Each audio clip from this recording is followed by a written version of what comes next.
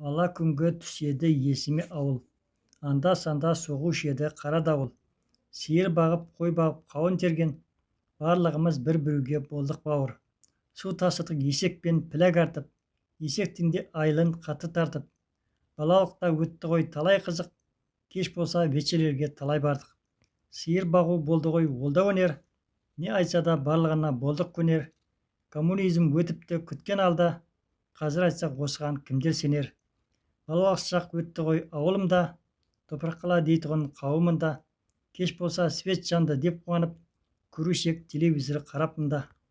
Жатып ап жасырушек жұмбақ тартып, тапшы кәне кімнің үйі деп үн қатып, масақана құрып алып суда шашып, ыстықтаған аптаптан әзер қашып. Той мереке болды ғой асыр думан, қошқа ұрыс күреспен жарыс қуған. Палуандар күресіп аударысып, кеттік қой барлығымыз бірге туған. Балалық шақ бал дәурен қызық еді, айта берсек естеліктер үзік еді.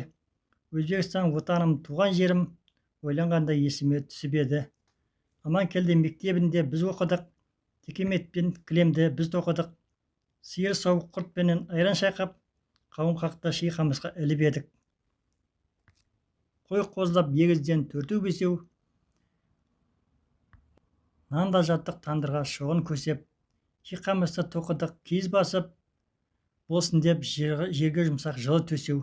Салт дәстүрге бай болдық қазақшылық, өзге елде тұрсақ та дара шығып, атамекен қайдасын Қазақстан деп аңсадық барсақ деп ара кідік.